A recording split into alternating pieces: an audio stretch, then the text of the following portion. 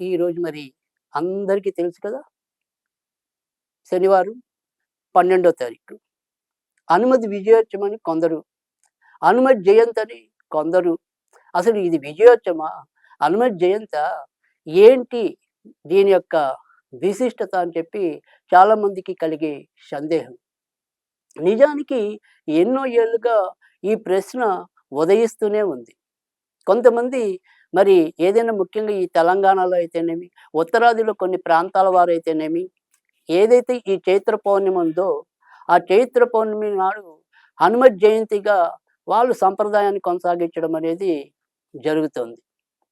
అయితే నిజానికి ఇది హనుమత్ జయంతి కాదు అని చెప్పి చాలామంది తెలుపుతున్నప్పటికీ కూడా, ఏ ఏడాదికి ఆ ఏడాదే ఎప్పటికప్పుడు మళ్ళీ కొత్తగా ప్రేక్షకులకి సందేహం వస్తూనే ఉంది.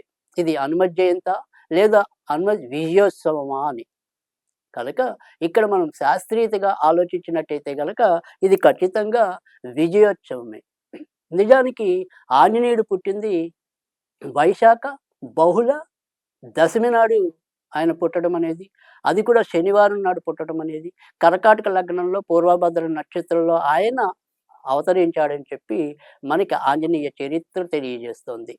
అందుకే మనం ఆంజనేయుడిని పూజించడంలో శనివారానికి ఎక్కువ ప్రాధాన్యత ఇవ్వటం అనేది కూడా జరుగుతోంది. మరి ఈరోజు మన యొక్క సుకృతం అయితేనేమి, లేదా మనకి మరి కాలం అనుగ్రహించిన ఒక మంచి తరుణమైతేనేమి, ఈరోజు మరి శనివారంతో కూడిన ఈ హనుమద్ విజయోత్సవం రావటం అనేది చాలా సంతోషించదగిన కాలం. ఎందుకని అంటే గనక ఆంజనేయుడి కోసం మనం ఏ సేవ చేసినప్పటికీ కూడా, ఆ సేవ తప్పకుండా మనకి అనేక రకాలుగా ఉపయోగపడుతుంది. ముఖ్యంగా ఆంజనేయుడి యొక్క అవతారాన్ని గమనిస్తే పెద్దలందరూ చెప్పే మాట ముఖ్యంగా ఆంజనేయుని రెండిటి కోసం.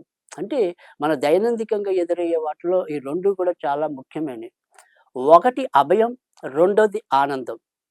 ఈ అభయాన్ని, ఆనందాన్ని ఏకకాలంలో అందించేవాడు ఆంజనేయుడు.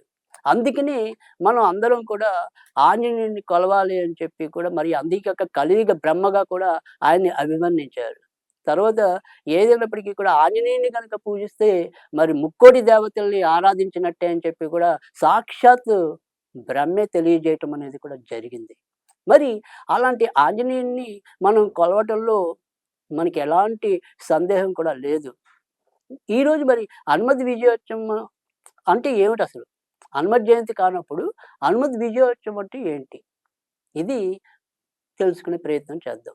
ఎందుకంటే ఏదైనప్పటికీ కూడా ఒక పండగ వెనక ఉన్న నేపథ్యాన్ని మనం తెలుసుకుంటే గనక మరికొంతమందికి మళ్ళీ మనం తెలియజేయడానికి, తర్వాత రెండోదేంటంటే ఎప్పుడైనా సరే ఇదే పరంపర కొనసాగినట్టయితే గనక ఆంజనేయుడు పుట్టింది చైత్ర పౌర్ణమి నాడు అని చెప్పి కూడా మన మనసుల్లో ముద్ర పడిపోతుంది. కానీ వాస్తవం ఏంటి అనేది కూడా మనకి తెలియాల్సి ఉంది. చాలా మరి ఏదైనప్పటికీ కూడా మీరు రామాయణం గాని గనక పరిశీలించినట్టయితే, రామాయణంలో 3 శక్తులు కూడా మనకి విరాజిల్లుతాయి. ఒకటి రాముడు విష్ణు స్వరూపమైతే, సీత శక్తి స్వరూపమైతే, ఆంజనేయుడు రుద్ర స్వరూపం. సాక్షాత్తు పరమశివుడి యొక్క అంశతో జన్మించిన వాడే ఆంజనేయుడు. మరి అందుకని 3 శక్తుల సమ్మేళనమే రామాయణ మహాకావ్యం. ఆ కావ్యంలో మనకి అత్యంత కీలకమైన పాత్ర ఆంజనేయుడిది. ఏ రకంగా చూసినప్పటికీ కూడా ఆంజనేయుడు లేకపోతే రామాయణం లేదేమో అన్నంతగా ఆంజనేయుడి పాత్ర ఆక్రమిస్తుంది.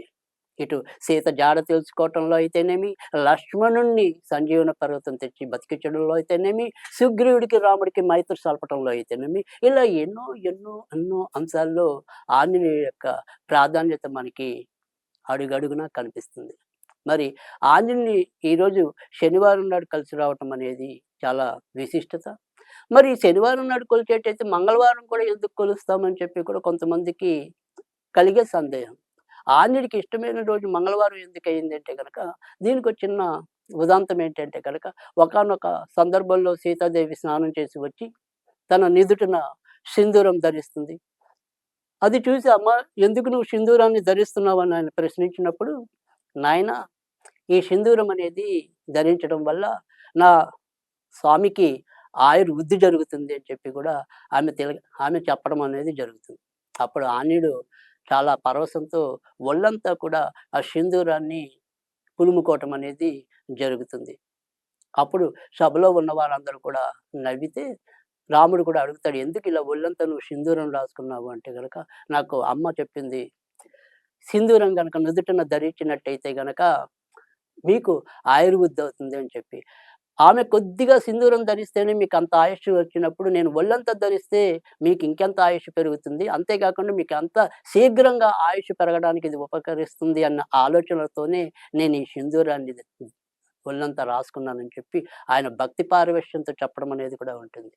అంటే అప్పుడు అక్కడ రాములు చాలా ఆనంద బాష్పాలు రాల్చి మరి స్వామి భక్తికి ఆయన పరమానందం చెందటం అనేది కూడా జరుగుతుంది. ఇది మంగళవారం నాడు సంభవించింది.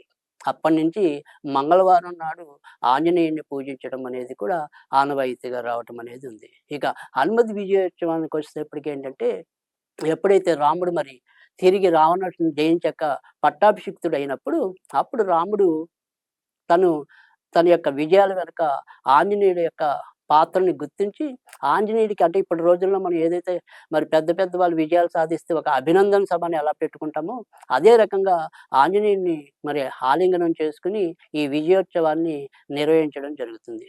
అది చైత్ర పౌర్ణమి నాడు సంభవించింది. కనుక అప్పటినుంచి చైత్ర పౌర్ణమి నాడు విజయోత్సవం అనేది చాలా మందికి తెలిసినప్పటికీ కూడా కొన్ని కొన్ని ప్రాంతాల్లో దీన్నే హనుమత్ జయంతిగా చేసుకోవటం అనేది కూడా ఆనవాయితీగా వస్తుంది.